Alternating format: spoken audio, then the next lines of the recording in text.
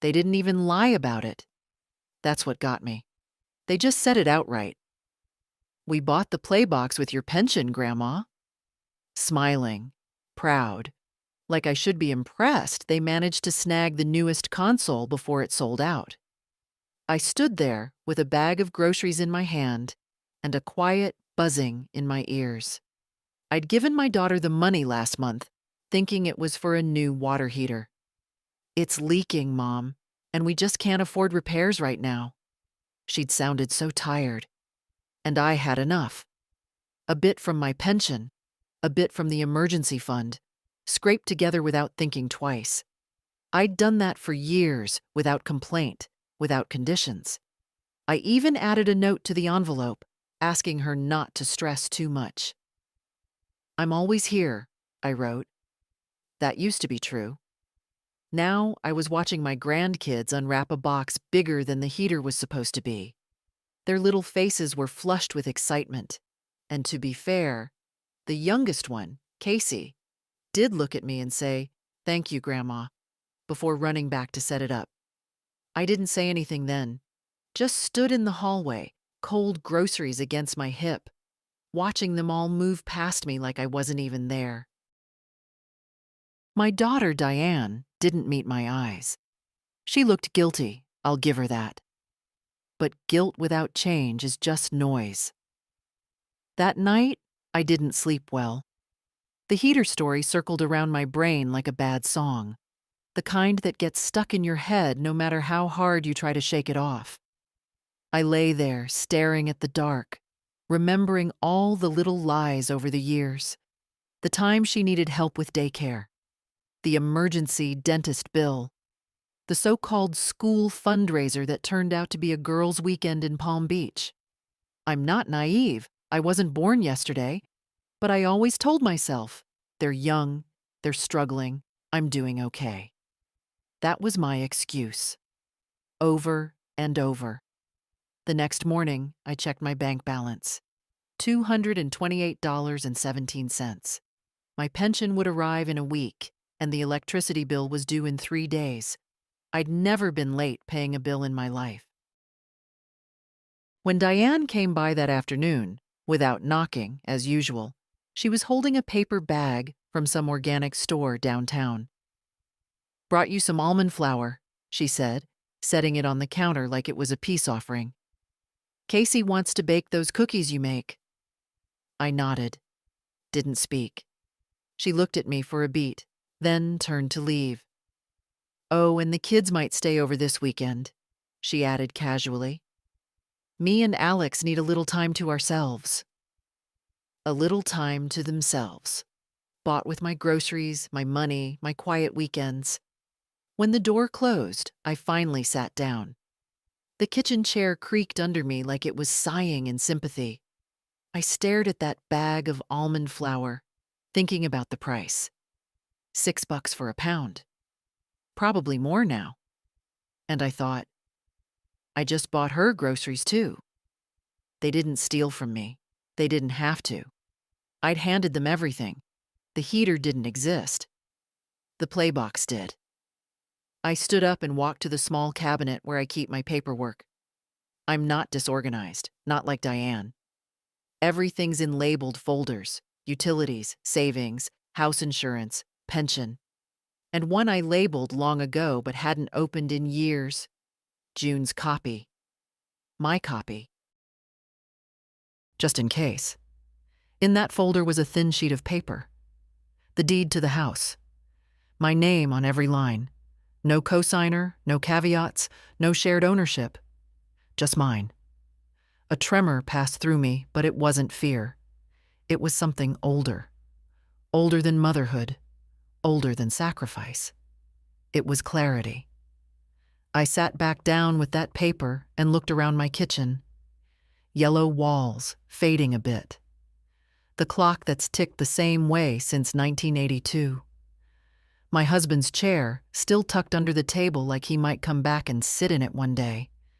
And I realized this was the last space that was mine. Everything else, my money, my time, my weekends, belonged to someone else. Until now. I folded the deed carefully, put it back in the folder, and stood up. I didn't know exactly what I'd do yet, but something had started moving. A gear long rusted into place was beginning to turn. They'd spent my pension on their toys. They'd lied without lying. They'd assumed I wouldn't notice, or if I did, I'd smile and let it go. They were wrong. I didn't come from much. My father worked in a mill, my mother cleaned houses. I grew up knowing the worth of every dime. When I married Walter, we had nothing but a second-hand couch and a frying pan with a loose handle. But we had a plan. We'd save. Slowly, patiently, like stacking bricks one at a time. We raised 2 children. Diane was the older. Sensitive, dramatic, smart in the ways that made teachers sigh with frustration. My son, Todd, was quieter. Moved out at 18, never really looked back. Now he sends a postcard at Christmas. That's enough for me. When Walter got sick, lungs, the kind of sick that drags on and takes pieces of a person month by month, I took over, cared for him, ran the household, took up part-time shifts at the grocery store down the road. We sold his car, cut cable, switched to off-brand everything. No complaints. That's what you do when you love someone. When he passed, Diane was still living at home. Her first husband had just left her with 2 kids and a mountain of debt. She came back with bags and boxes and a voice full of tears, and I said, "Of course, stay as long as you need." That was 13 years ago. They moved out eventually, into a modest house across town. Modest, except for the mortgage that kept growing. I helped with the down payment. "Just a loan," she'd said. I never saw a dollar of it back, but I didn't ask. Pride's a funny thing. It doesn't always look like stubbornness. Sometimes it looks like silence. I kept helping. Winter coats, summer camps, birthday parties. Casey needed braces. Oliver wanted to join the robotics club. Some expensive kit was involved. I always found a way. My pension, Walter's life insurance, a few clever investments I made when I was younger, all of it went into keeping them afloat. Every time I brought it up, gently, carefully, Diane would say, "We're trying, Mom. You have no idea how hard it is for us right now." She was right. I didn't know. Because she never told me the truth. She just took. Sometimes I wonder if it's my fault. If I made it too easy. If I blurred the line between love and servitude. When you say yes for too long, people forget that you're allowed to say no. Last week, I went through my check register. I still write checks. I like the physical record of it. $450 to the dentist. $200 for Oliver's school trip. $98 to cover a temporary shortfall in their water bill. Another $80 for groceries. In 1 month, I'd given away more than half of my pension. It was never just one thing. It was 1,000 tiny yeses that added up to a quiet erasure of self. My friend Edna once said, "They'll take until you have nothing left but your bones, and then they'll ask for those too." I laughed when she said it. I'm not laughing now. That evening, I found an old envelope labeled Christmas Fund. Walter and I used to put spare cash into it all year long so we could splurge in December without guilt. There was still $63 in it. I took it out and held it like something sacred. That was money we saved for joy. I thought about the playbox, about how Oliver had grinned when he said, "It was like $600, but totally worth it." I thought about Diane's eyes darting away when I asked how the water heater was holding up. I tucked the envelope into my purse. The next day, I went to the grocery store and bought what I wanted. Cheese, not the cheap one, a small carton of blueberries, a magazine with a crossword I liked. Then I did something I hadn't done in over a decade. I walked into a hair salon. "Just a trim," I said, but the stylist, a kind girl named Cheryl, talked me into a soft bob and a few gentle highlights. When she turned the chair and handed me the mirror, I barely recognized myself. I looked awake. On the walk home, I passed a realtor's office. A flyer in the window advertised rental properties, short-term studio units, all utilities included, quiet neighborhood. I stood there longer than I should have, something turning over in my mind. What would it feel like to live in a space that was entirely mine again? That night, Diane called. "Do you think you could help cover our internet bill this month? The kids are using it for school, and Alex had to cut his hours again." I looked at the deed again, sitting on the table in front of me. Still mine, still untouched. "I'll think about it," I said. That was the first time I'd said that in years.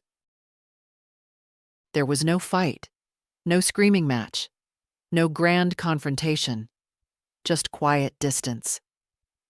After I told Diane I'd think about the internet bill, she didn't call for 3 days. I didn't call either. I spent the time cleaning out drawers, the kind you forget exist until you need to find a paperclip or a screwdriver. I found 3 expired coupons, a broken flashlight, a postcard from Todd that I'd somehow never opened. "Mom, beach is beautiful. Met someone. Hope you're well. T." That was all it said.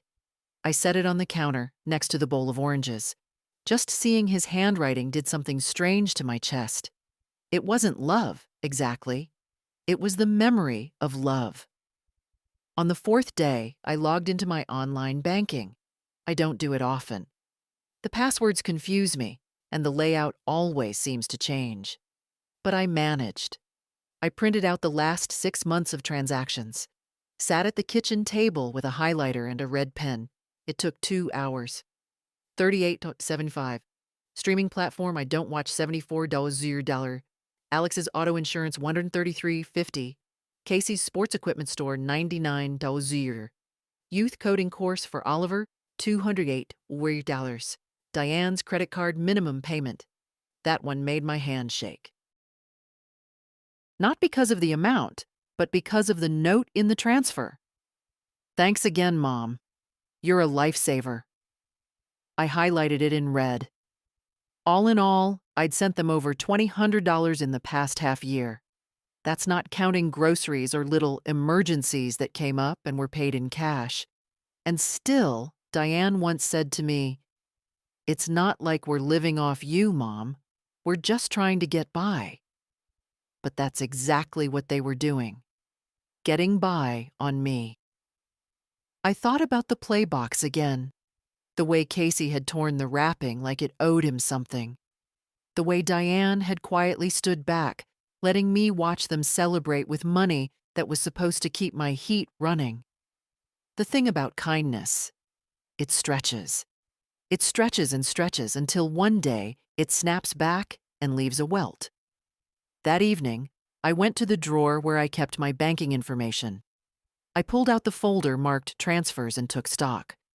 There were 8 active automatic payments to Diane's household. One by one, I canceled each of them. Electricity, canceled. Water, canceled. Insurance, canceled. 2 subscriptions I'd never used, canceled. The last one was for their home security system. I hesitated. Then canceled that, too. If they wanted protection, they could start by protecting their relationship with me. The next morning, I walked to the post office and mailed a letter. Yes, a physical letter. Diane wouldn't read an email. She's too busy, too distracted. But a letter in her mailbox would be impossible to ignore. I kept it short. "Dear Diane, I've reviewed my finances and realized I've been covering several household costs for you and your family. At this stage in my life, I need to refocus on my own needs and security. As such, I've canceled all recurring payments. I trust you'll understand. With love, Mom. I didn't explain. I didn't justify. I didn't accuse. Let the silence do the work. For the next 2 days, nothing happened. No calls, no messages. I wondered if she hadn't seen it yet, or if she was too angry to reply. On the third day, I received a text. Really? You couldn't even talk to me first? I stared at the message for a long time. It was from Diane, but it didn't sound like the daughter I raised. It sounded like someone used to withdrawals, not conversations. I didn't answer. Later that afternoon, the doorbell rang. I knew it would. I put on the kettle before I answered. Diane stood on the porch, arms crossed. Her face was flushed, not with heat, but with something deeper. Her voice was low, controlled. You're punishing us. No, I said. I'm prioritizing myself. She pushed past me into the kitchen like she still lived here. I let her. She always needed to feel in control. I don't understand, she said, pacing. You've always helped. Why now? Because I finally realized what helping has cost me. She stopped. We're family. Family doesn't mean I fund your lifestyle while skipping my own medication. That landed. I saw it in the way her eyes narrowed, not with anger, but with comprehension. The kind that stings. You're serious, she said. Yes. And what? We're just supposed to figure it all out on our own? I blinked. Isn't that what being an adult means? We stood in silence. The kettle whistled. I didn't move to silence it. Finally, Diane exhaled, long and bitter. The kids won't understand. They don't have to. Not right away. She picked up her purse. Well, thanks for the heads up. I almost said, you had 13 years of heads up, but I let her leave instead. That night, for the first time in months, I slept through the whole night. The message came at 6:12 a.m., long before my first cup of coffee. You ruined Casey's birthday. No hello, no love, Diane, just the accusation, dropped like a brick through my window. I stared at it for a while, not angry, just tired. The kind of tired that lives deep in your spine. The kind that isn't cured by sleep.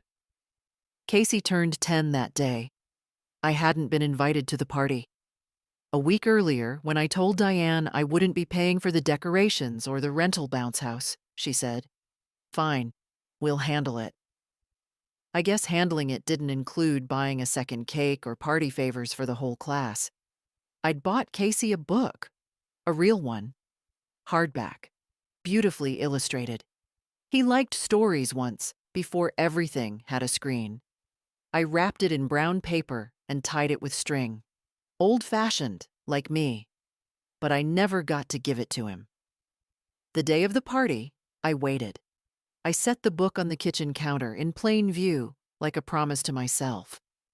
If he came by, I'd be ready. He didn't.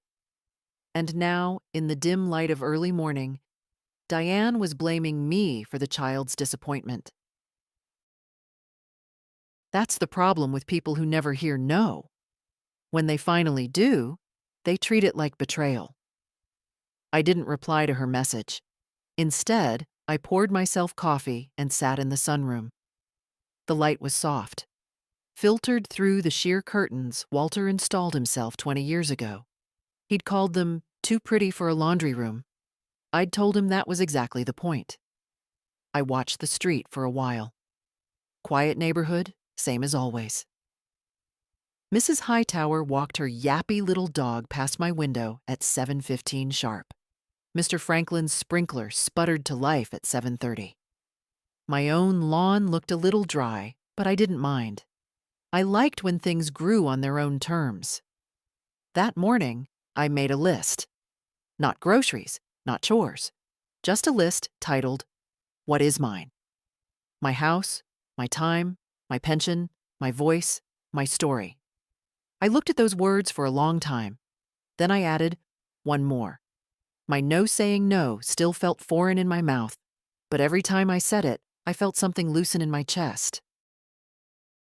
Later that day, Alex came by, unannounced. My son-in-law had never been one for pleasantries. He knocked twice and then walked right in, holding his phone like it was proof of a crime. "Look," he said, showing me a bank app screen. "We're late on utilities now. You just cut us off with no warning." "You had 13 years of warning," I said, not getting up. His jaw twitched. "You know what I mean?"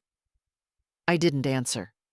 He exhaled through his nose, like a bull trying not to charge. "We're stretched thin, June. I'm working extra shifts. Diane's got the kids. It's just, timing's bad." I nodded slowly. "It usually is. What do you want from us? An apology? Fine. We're sorry." I looked at him then. Really looked.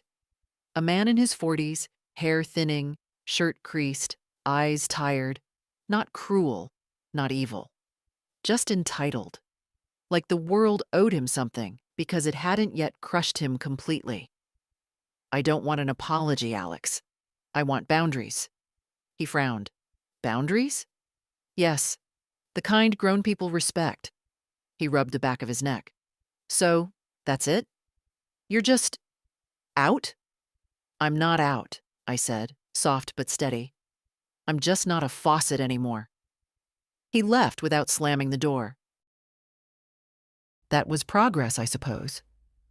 That night, I opened Casey's gift. Not the book. No, I left that untouched. I mean the real gift. The lesson. The proof that saying no wouldn't kill me. That I could survive the storm of silence and side eyes and guilt trips. That I could be the mother who didn't show up with a check and still be okay. I lit a candle in the kitchen, not for any reason, just because it smelled like oranges in summer and I wanted to. I made a small dinner. I used the good dishes. At 9:42 p.m., I got another message. "Oliver's upset too. He says you don't care about them anymore." Funny, how money and love get tangled in people's minds. I didn't respond. I turned off my phone, finished my tea, and went to bed. The book for Casey stayed on the counter, still wrapped, still waiting. The bank manager's name was Lillian. Mid-50s, sharp haircut, calm voice. The kind of woman who could deliver bad news in a way that made you feel oddly reassured. I liked her immediately. "I want to review all linked payments," I said, handing over my ID. She didn't flinch, didn't ask questions, just tapped on her keyboard and turned the screen toward me. A neat list appeared, rows and rows of auto payments, transfers, subscriptions, credit line authorizations. Some I recognized. Others made my stomach turn. $64 monthly to a learning platform, she read aloud. Looks like it's for someone named O. Renner. "Oliver," I said. "And here, premium insurance on a leased SUV?" "Alex's car," I nodded. I watched as she scrolled. A few charities, ones I did support, but not at those amounts. A gym membership, streaming services, school fees. "None of these are in your name," Lillian observed gently. "No, they're not." She paused. "Would you like to deactivate them?" "All of them," I said. "Except my phone bill and power. Everything else goes." "And the linked users?" she asked delicately. "There are two authorized, Diane Renner and Alexander Renner." "Remove both," I said. I thought the words might feel bitter. Instead, they felt like cutting a cord that had grown too tight. She nodded. "I'll need your signature on a few documents. I'll also make a note to monitor your account for any new access attempts." I liked how she said that. Access attempts. As if I were finally being treated like something worth protecting. While she printed the forms, I looked around the office. Beige walls, certificates in frames, a little pot of artificial lavender on the windowsill. Outside, the parking lot shimmered in the noon sun. Ordinary things. But for the first time in years, I felt like I was sitting in a room where things changed. I signed the papers. Lillian slid one final document across the desk. This is just a summary of the deactivated services. You may want to keep it for your records. I folded it neatly and placed it in my purse. On the way out, I stopped at the small ATM machine and printed a balance slip. My account number at the top. My name alone. No one else drawing from it. The number wasn't large, but for once, it was entirely mine. I walked 2 blocks to the lawyer's office next. Not the fancy kind. Just a small setup above the post office with squeaky stairs and coffee that smelled more hopeful than good. The receptionist looked up. Ms. Vaughn? Mrs. Vaughn, I corrected gently. Widowed, but still Mrs. He met me 5 minutes later. Young, maybe 30, with glasses and a face that hadn't yet learned how to hide disappointment. But he was polite. I want to review my will, I said, sitting down. Certainly, he replied, opening a file. You have one on record here from 2013. Everything goes to your daughter and her children. I nodded. That was before I understood the value of clauses. He blinked. Clauses? I leaned forward. Conditions, protections, things that make sure a will is about love, not just entitlement. He didn't smile, but something in his eyes flickered. Understood. We spent an hour revising it. I set up a modest trust for each grandchild, available only when they turned 25 and only if enrolled in school or full-time work. No early withdrawals, no parental access. And Diane? I left her the house, but only if she stayed in good standing as a tenant for 5 consecutive years. If she doesn't qualify? The lawyer asked. It goes to the local women's shelter, I said. That made him pause. Do you volunteer there? No, I said, but I might. Seems like a better use of time than paying for video games and ungrateful silence. When I left the office, I felt 20 pounds lighter. Not younger, just cleaner inside. I stopped for a sandwich at a cafe I used to like. It had changed hands since Walter and I used to come here. Fewer pies, more quinoa. But the tea was still strong. As I ate, I thought about everything I'd done that day. It wasn't revenge. Not really. It was administration. Housekeeping. The kind no one thanks you for, but that keeps the floor from collapsing under your feet. My phone buzzed. A message from Diane. Why is the bank saying we don't have access? What's going on, Mom? I didn't reply. I didn't even open it all the way. Just turned the screen face down and sipped my tea. She'd find out soon enough. They came as a pair this time, Diane and Alex. Not yelling, not even angry, just determined. Like people who'd decided they were owed something and came to collect it. They knocked, which surprised me. That alone told me they sensed the shift. I didn't rush to open the door. Let them wait. Let the silence fill the porch. Press into their pockets. When I finally opened it, Alex offered a tight smile. Diane didn't. Can we talk? She asked. You're already doing it, I said, stepping aside. They sat in the living room like guests, not family. That pleased me more than I wanted to admit. Diane looked around, and I could see the tension in her jaw. She hadn't really looked at this room in years. Not since she moved out and left me with boxes of forgotten things she never came back for. Alex got to the point.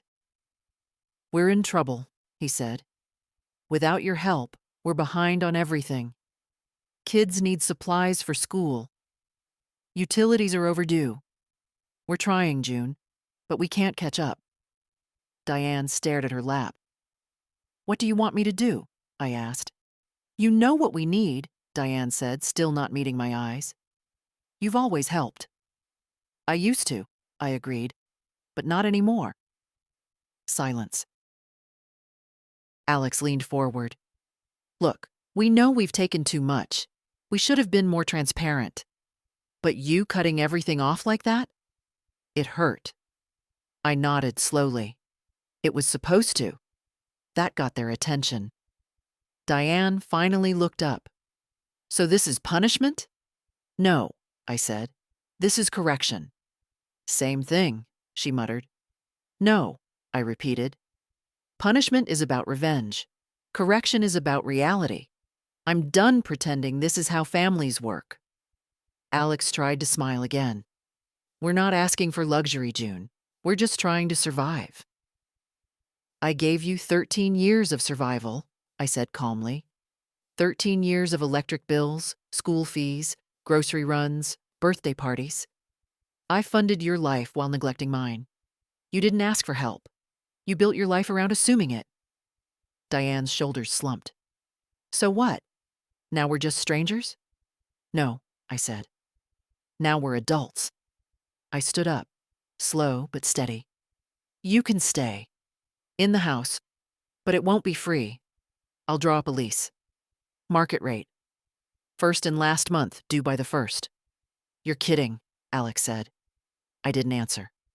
Diane blinked. You're serious? You want us to pay rent? To you? Yes, I said. To me. And if we can't? Alex asked. I shrugged. You'll have 30 days. Then you'll have to find something else. They both sat frozen. Two people who'd gotten so used to me bending that they didn't know what it looked like when I stood up. This is cruel, Diane said finally, her voice cracking. You're our mother. And what have I been to you? I asked, not with anger, just genuine curiosity. Bank? Babysitter? Emergency fund? Diane looked like she might cry, but I didn't move toward her. I let her sit with it. After a long pause, Alex cleared his throat. Fine, he said. We'll figure it out. I nodded. I know you will. They stood. Diane paused by the door. We didn't mean to take advantage, she said softly. I believe that, I replied. But it doesn't change the facts. After they left, I sat in the quiet for a while. No anger, no shaking hands. Just peace. I pulled out a pad of paper and started sketching out lease terms. Rent due on the 1st, utilities not included, quiet hours after 10. Fair, not cruel, not generous, just fair. The lawyer's office smelled faintly of paper and lemon cleaner.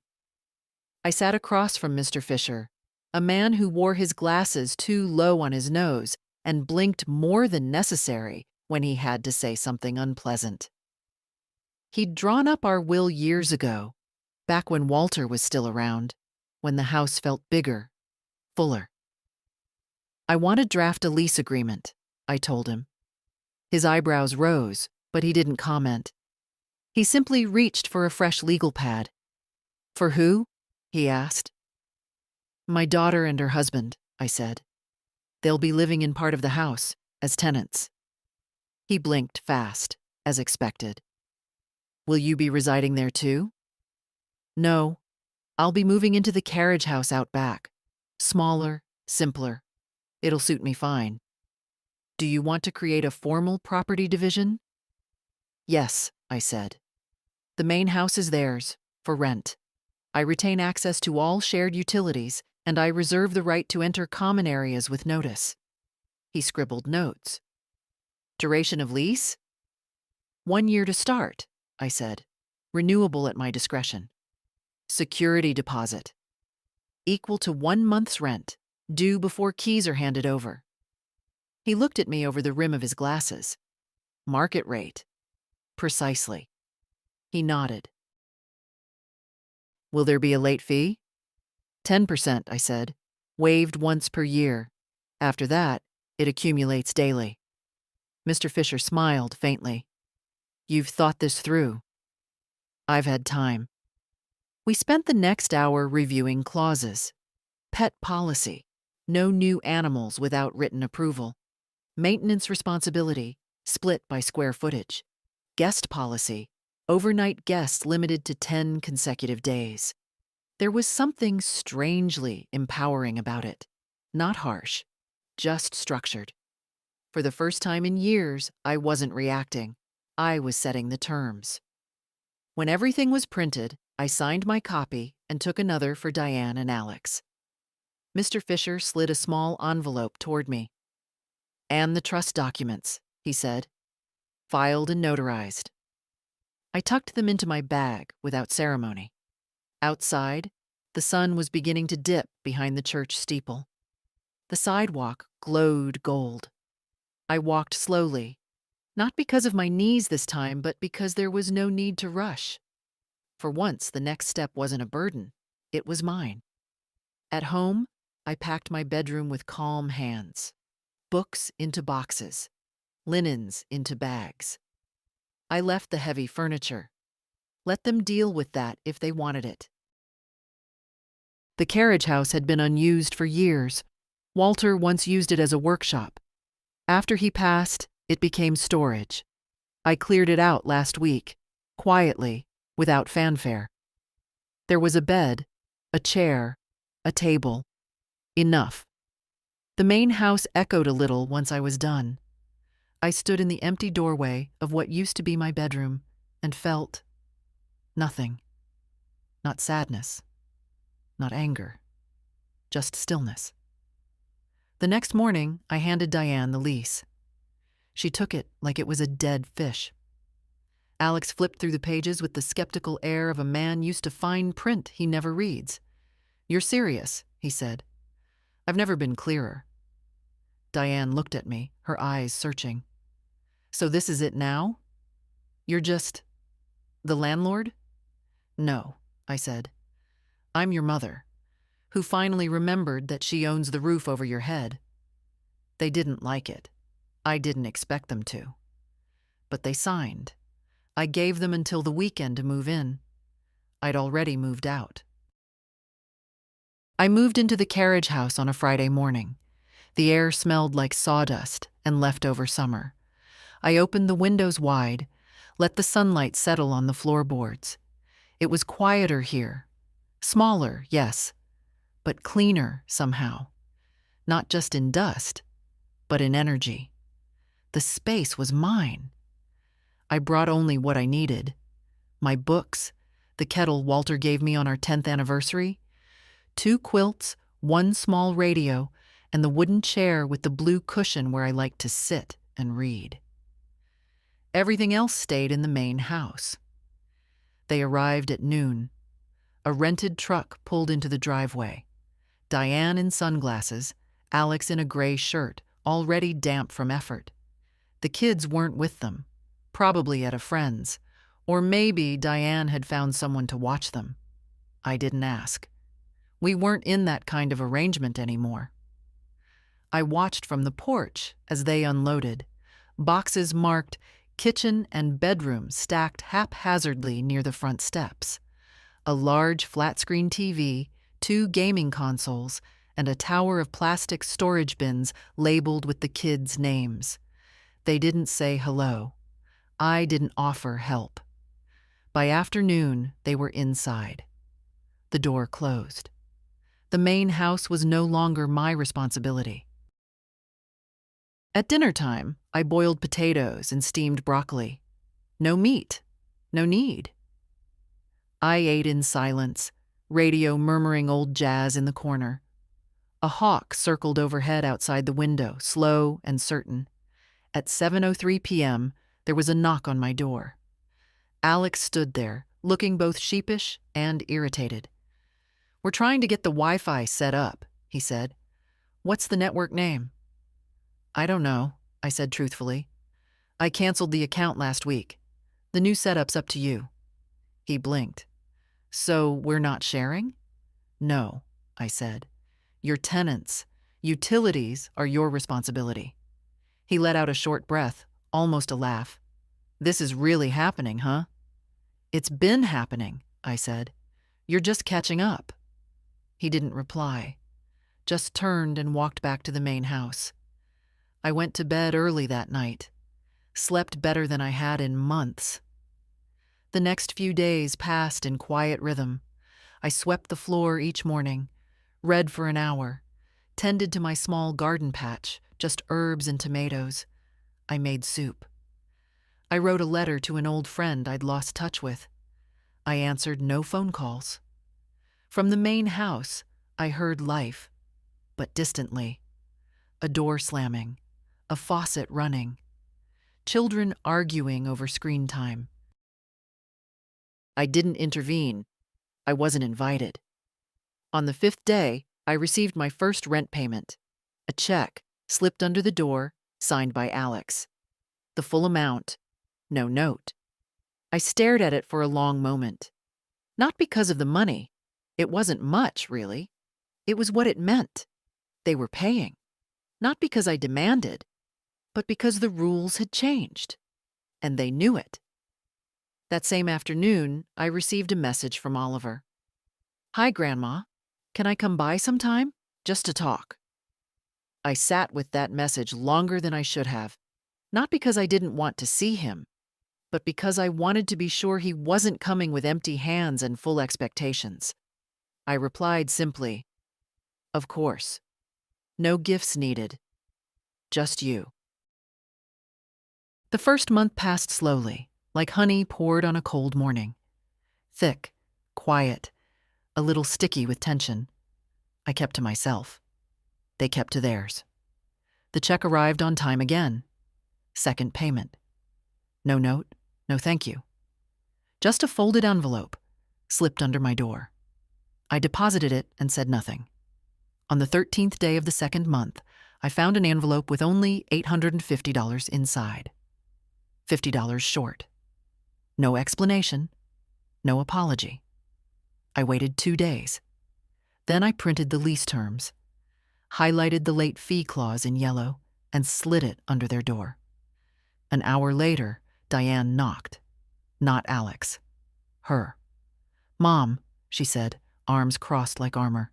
"We're in a tight spot. I thought you'd understand." "I do understand," I said. "That's why the grace period is 5 days. Today is day 6. She looked tired, not just physically, exhausted in the way people get when their stories stop working. "It's just $50, she said. I didn't blink. Plus 5%, which brings it to $90.50 due by Friday. "Seriously?" she snapped. "You're going to nickel and dime your own daughter?" I didn't respond, just waited. She rubbed her temples, sighed, and turned back toward the house. I wasn't angry. I wasn't smug. I was resolved. It wasn't about the money. It was about the weight of always being the soft place to fall, until the fall became a crash, and I was expected to rebuild the floorboards every time. That Friday at 6:11 p.m., a white envelope appeared under my door. $92.50. Cash. I logged the receipt in my little ledger, wrote the date beside it, then went back to my tea. That weekend, Casey wandered into the yard. He looked thinner than usual, a little quieter. He kicked at the grass and stood near my garden, not touching anything. "Can I help you with the tomatoes?" he asked. I handed him a pair of gloves. He worked without complaint, dug small holes, patted down the soil.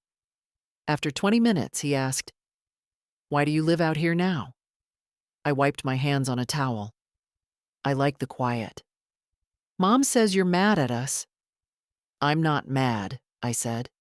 "Just tired of pretending things are okay when they're not." He didn't reply. Before he left, I gave him a small paper bag with cherry tomatoes and 2 cookies. "One for you, one for your brother," I said. He smiled. "Thanks, Grandma." That night, I heard raised voices in the main house, muffled through the walls, but I caught words. Not a hotel, and her rules, and can't keep doing this. I didn't get up, didn't eavesdrop, just sipped my tea and let the night do what it does, wrap everything in quiet. The next morning, there was a knock. Not Diane, not Alex. Oliver. "Hi," he said, awkward as always, voice deeper than I remembered. "Hi, sweetheart. Can I come in?" I opened the door and stepped aside. He sat at the table, long legs folded under him, staring at the wood grain. "It's weird," he said finally, "seeing you like this." "Like what?" "Different. Not giving all the time."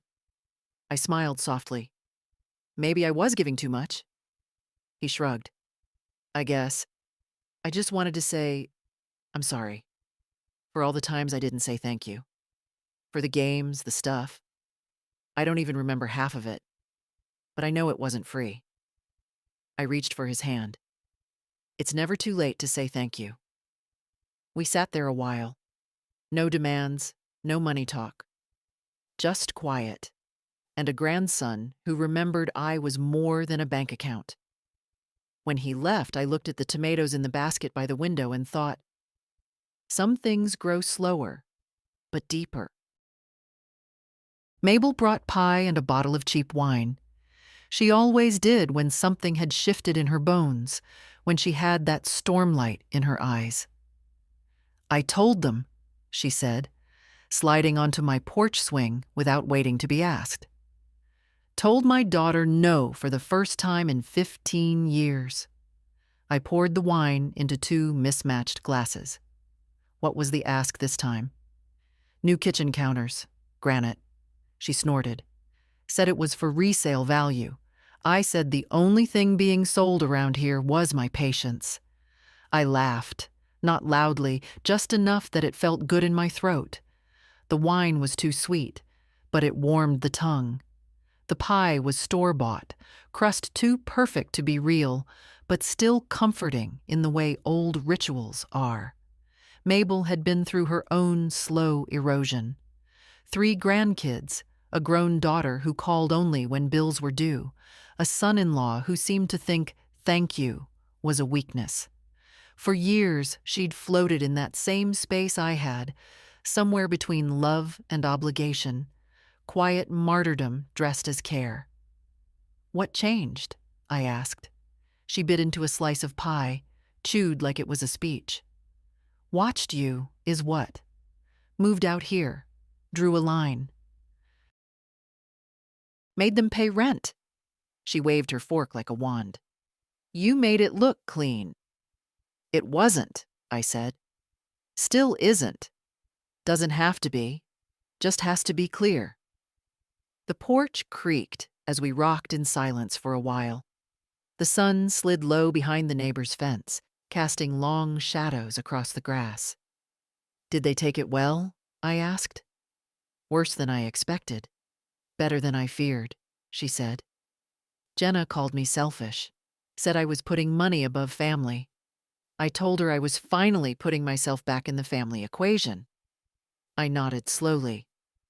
"They always say money isn't everything right after they've asked for some." Mabel raised her glass. "To selfish old women." We clinked. That night, I lay in bed and thought about how many of us there must be. Mothers, grandmothers, quiet givers with empty pockets and full calendars, living with a lifetime of swallowed no's. The next morning, Diane appeared again. No knock this time. Just her figure near the garden gate, arms folded, eyes shielded behind sunglasses too big for her face. "Can we talk?" she asked. I nodded, and she followed me to the porch. I poured coffee. No wine this time. This wasn't that kind of visit. "Rent's due again soon," she said carefully. "We're struggling." I waited. "I know what you'll say," she added quickly. "That you're not a bank. That we should have planned better." I didn't say it. But the kids, she stopped. They don't understand. They don't have to, I said. They just need to learn. She rubbed her temples. I miss when things were simpler. So do I said. Back when help felt like love, not obligation. She looked at me then. Really looked. Do you hate us? That one landed harder than I expected. No, I said, and meant it. But I had to stop loving you in a way that was destroying me. She swallowed. Her voice was small. I don't know how to fix it. Start with paying what you owe, I said gently. Then maybe visit without needing anything. She nodded once and stood. She didn't hug me, but she didn't storm off either. After she left, I opened the mailbox. Inside was a card, handwritten, envelope soft with handling. From Mabel. Inside, it said, "Boundaries aren't walls. They're doors you decide when to open." The argument started at 6:45 p.m. I wasn't eavesdropping. The windows were open, and voices carried differently through autumn air. Alex's was sharp, clipped. Diane's rose in waves. First defense, then accusation, then silence. The kind of silence that bruises more than yelling ever could. I didn't catch every word, but the tone said enough. Not her house anymore. She owns it, Alex. That doesn't mean she gets to run our lives. She's not running anything. We just didn't think it through. I sat by my window, needle in hand, mending a torn pillow seam. One stitch at a time. In, out, in, out.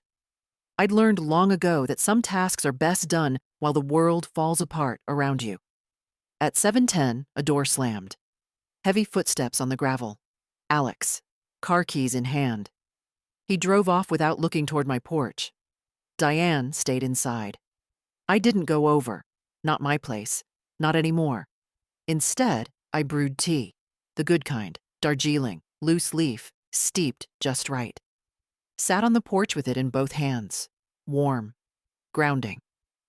At 7:38, a soft knock. Diane. No sunglasses, no armor. "Do you have a minute?" she asked. I moved aside and she sat in the other chair. The one Walter used to sit in when he wanted to listen more than speak. She didn't start with excuses this time. "It's not working," she said. "What isn't?" "Us. Me and Alex. Me and the kids. Me and you." She paused. "Everything." I waited. I've spent years trying to keep the illusion that we were okay. Like if I could just keep the lights on and the birthdays decorated, the rest would hold. She looked at her hands. But it's all cracked. I sipped my tea. Let her talk. "I resented you," she said softly. "Every time you said yes, I hated that I needed you. And when you said no, I hated you for reminding me I was helpless." "That's a hard place to live," I said. She nodded. "I think I broke something in us. In you." "You didn't break me," I said. "You just forgot I was a person." Silence. Then, "I used to remember. When I was little. You worked double shifts, came home smelling like bleach and coffee. But you still made pancakes on Sundays." "I remember that too," I said. "You always wanted extra syrup." She smiled faintly. "Still do." The wind picked up, stirring the leaves. The porch creaked beneath our feet. "I don't know what to ask for anymore," she said. "I used to know exactly how to get things from you. Now I just don't." "That's not a loss," I said. "That's a beginning." She looked up. Her eyes were red, but not from tears. Just tired. "Would you ever consider, I don't know, dinner sometime? No talks about money. Just dinner." "Only if you bring dessert," I said. She exhaled a laugh. Short, real. "I can manage that." Before she left, she paused at the top of the porch steps. "We're still behind on rent. But I'm working on it. I mean that." I believe you. And Alex. He's not handling the shift well. Most people don't, I said. They confuse new boundaries with rejection. She nodded slowly. We're trying. It's messy. It always is, I said. But messy doesn't mean broken. She walked back to the house without looking back. I finished my tea, turned off the porch light, and sat a little longer in the dark. The knock was soft, almost uncertain. I opened the door to find Oliver standing there, hands in his jacket pockets, hair a little too long, eyes serious in a way teenage boys rarely allow themselves to be. Hey, he said, do you still have that board game we used to play? The one with the wooden dice? I blinked, surprised. Parcheesi? Yeah, that one. I stepped back and waved him in. Top shelf of the linen closet. You remember the rules? He grinned. Sort of. We sat at my small kitchen table, knees bumping occasionally, the board between us. I lit a candle, not for atmosphere, but for warmth. The carriage house cools quickly in October. He rolled first, and we played without much talking. Just the sound of dice on wood, pieces moving in small victories. Midway through the game, he looked up. Things are tense at home. I nodded. I can imagine. Mom's trying. Dad, not so much. I said nothing. Oliver stared at the board. I think he feels humiliated, like living here, paying you rent. It's bruised something in him. Pride can swell until it makes seeing hard, I said. Your father's not the first man to mistake control for dignity. He moved a piece. Do you think they'll split up? I don't know, I said. But I think whatever happens, you'll be okay. He looked surprised. You're stronger than you think, I added. He leaned back, stretched his arms. I used to think you were just, old. I laughed. No offense, he said quickly, but not someone with rules. You just said yes to everything.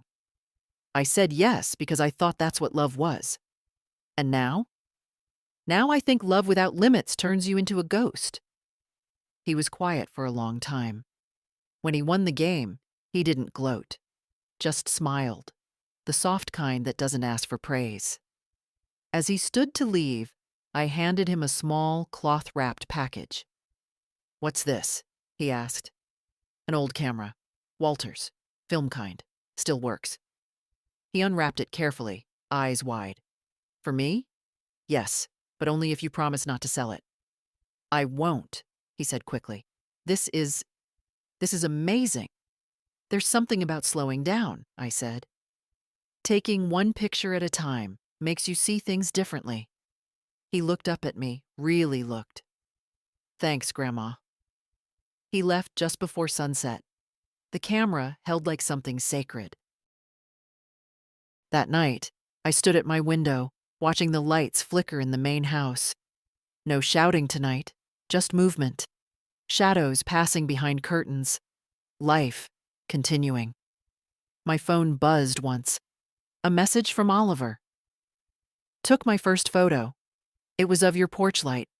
Looked peaceful. Rent was late again. Not by much. 3 days this time, but no note, no heads up. Just silence. The kind that expects forgiveness without asking for it. I waited until day 5, then printed another copy of the lease, highlighted the clause again, and walked it over myself. Diane answered the door, hair unbrushed, phone in hand, tired in a way that clings to the edges of your face. I know, she said, before I could speak. I know we're late. We'll get it to you by Friday. I'm charging the late fee, I said. She winced. Mom, it's in the lease. She took the paper with a deep sigh. It's just, everything's tight right now. I didn't answer. She looked at me, eyes not angry, just worn. I'm not asking for a free ride. I'm just asking for some grace. This is grace, I said. Because 4 years ago, I would have paid the bill myself, apologized for making you feel uncomfortable, and left groceries on the porch. She blinked. This, I said, motioning to the paper between us. This is me respecting you enough to let you own your mistakes and your recovery. She didn't argue, just nodded slowly and closed the door. Friday came. The envelope arrived. Full amount plus the late fee. Progress doesn't always announce itself. That weekend, Casey appeared again. Dirty knees, runny nose, eyes bright. I finished the book, he said. What book? The one you gave me, the wizard one, with the tree that talks. I smiled. And? It was awesome. I handed him a second book. No ribbon, no note, just a gesture. His face lit up. Can I come help in the garden again? You can, I said, but only if you ask your mother first. He frowned. Why? Because I'm not here to be the secret passage out of responsibility. He thought about that longer than I expected, then nodded. Okay, I will. He returned 20 minutes later with a crooked thumbs up.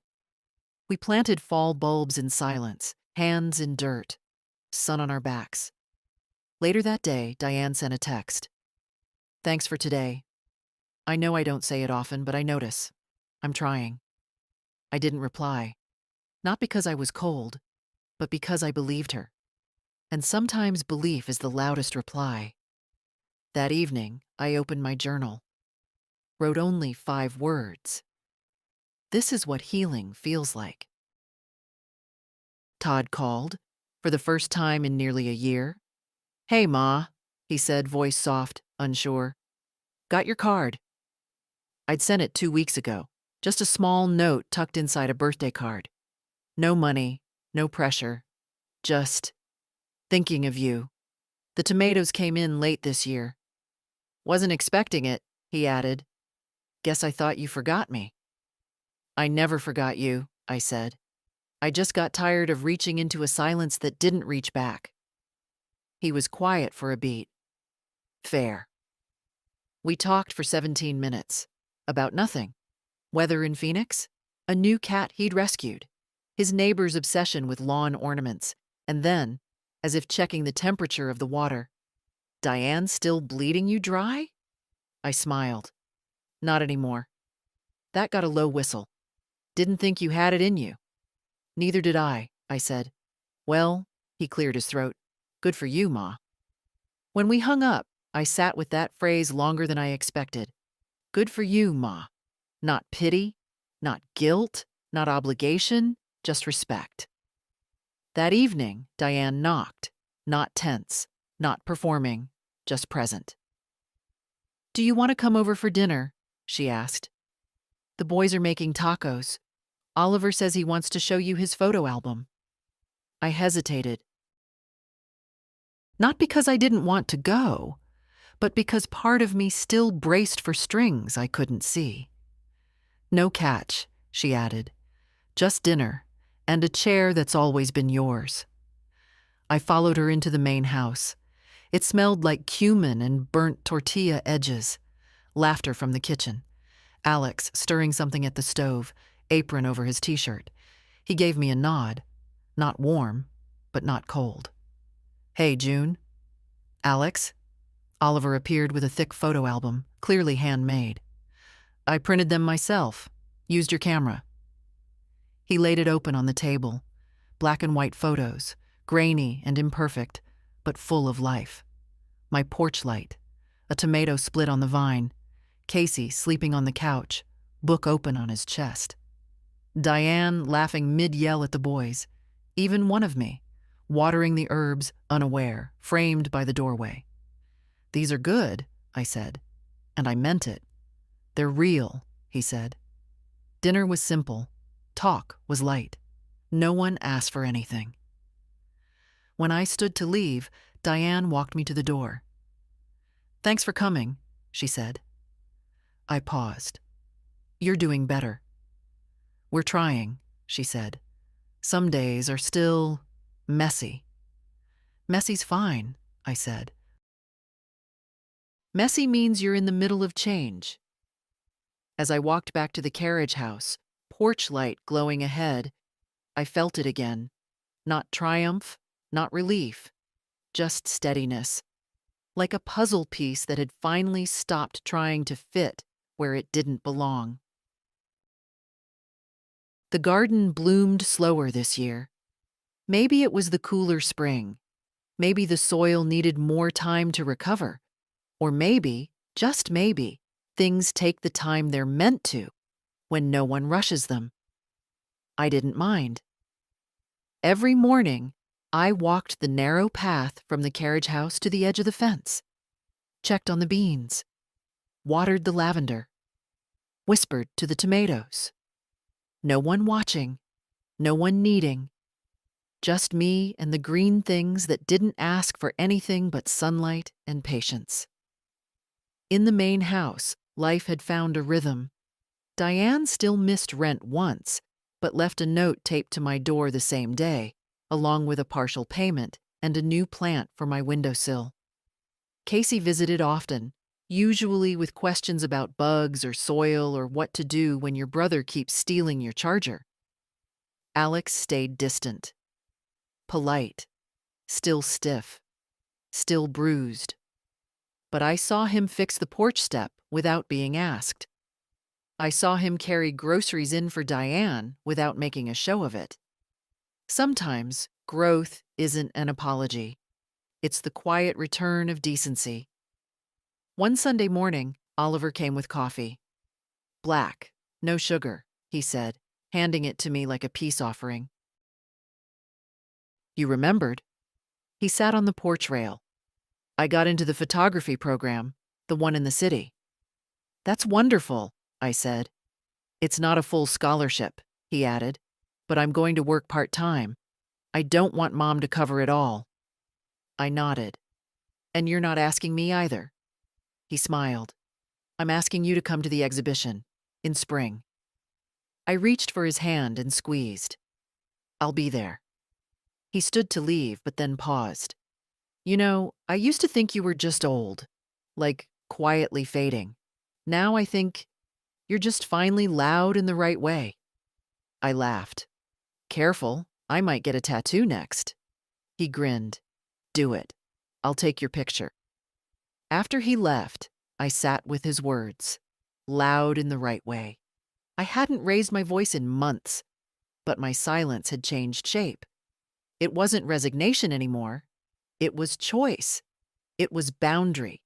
It was a quiet kind of thunder. A few weeks later, Todd sent me a package. Inside, a book on native gardening, a photo of him with his new cat, and a note that read, "Trying to be better. Starting with remembering you like things that grow." I framed it. That winter, Diane asked if she could plant vegetables with me come spring. She brought a notebook, made plans. Real plans, asked questions, listened. When we worked side by side in early March, hands in the soil, she told me, I used to think you were withholding, but now I see you were just tired of being empty. I didn't answer. I just passed her the trowel. One evening, as the sky melted into pink, I stood at the edge of the garden and looked at my house, my real house, the carriage house, the one I'd chosen. Lights warm, kettle on, journal open, not grand, not rich, but mine. I had not been cruel. I had not abandoned anyone. I had chosen myself, and by doing so, I gave them a chance to choose better too. Sometimes, freedom isn't a door swinging open. It's a slow walk back to yourself. And if you've ever felt used, erased, or quietly taken for granted, know this. The moment you say no doesn't make you unkind. It makes you visible. Let them call you cold. Let them say you've changed. You have. And that is your victory. If this story touched something in you, share it. Leave a comment. Let another woman know she's not alone in choosing herself.